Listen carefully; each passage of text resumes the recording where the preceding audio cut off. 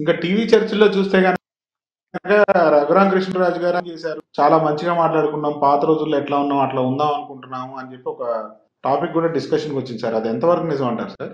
TV డిబేట్లో ఆనందం వర్ణనాతీతం.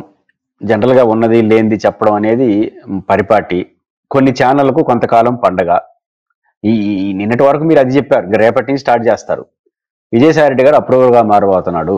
అప్రూవర్ మారిపోయిన వెంటనే జగన్మోహన్ రెడ్డి జైల్లో పంపించేస్తారు, లేకపోతే భారతి గారిని జైల్లో పంపించేస్తారు, లేకపోతే భారతి గారు బాధ్యత తీసుకుంటారు, లేకపోతే ఇంకా వైసీపీ పైన అయిపోయింది, ఇంకా వైసీపీ నుంచి అందరూ వెళ్ళిపోతారు. ఇవన్నీ రేపటి నుంచి స్టార్ట్ చేస్తారు. పాయింట్ ఏంటంటే విజయసాయి రెడ్డి గారు అప్రూవర్గా ఈ కేసులో మారడానికి స్కోప్ కూడా లేదు. జగన్ గారి కేసు సిబిఐ కేసులు, ఇంకా అప్రూవర్గా మారేది ఏం లేదు.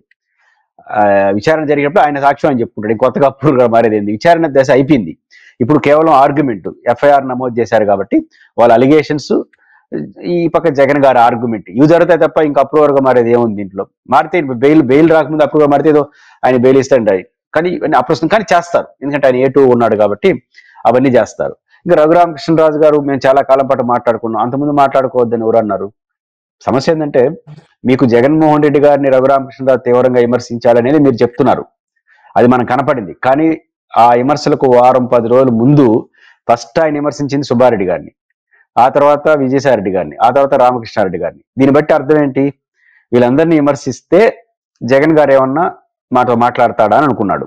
రెండు, వీళ్ళు కారణం జగన్ మంచోడు అన్నారు. మీకు గుర్తు చాలా సందర్భాల్లో ఈ కుట్టు ఉన్న వాళ్ళే ఇబ్బంది పెట్టారు, మాకు అపాయింట్మెంట్ రాకుండా జగన్మోహన్ రెడ్డి గారిని ట్రాక్ తప్పించేసినారు, జగన్ చాలా మంచివాడు, వీళ్ళే దుర్మార్గులని మాట్లాడారు.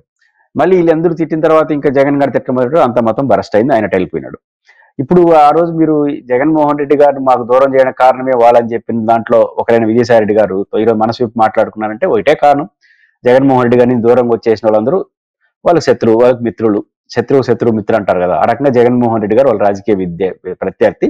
ఆయన వ్యతిరేకంగా ఉన్న ఆయన పార్టీ నుంచి వచ్చిన ఎవరితోనైనా మాట్లాడతారు, వాళ్ళందరూ గొప్ప వాళ్ళు అంటారు. నిన్నటి వరకు విజయసాయి రెడ్డి గారిని, మన విజయసాయి రెడ్డి గారి పట్ల కొన్ని ఛానల్ ఏం మాట్లాడి ఎట్లా పడితే అట్లా మాట్లాడి, ఈరోజు సీనియరు, పునాది పురుషుడు, సిద్ధాంతకర్త చాలా మాట్లాడేస్తున్నారు.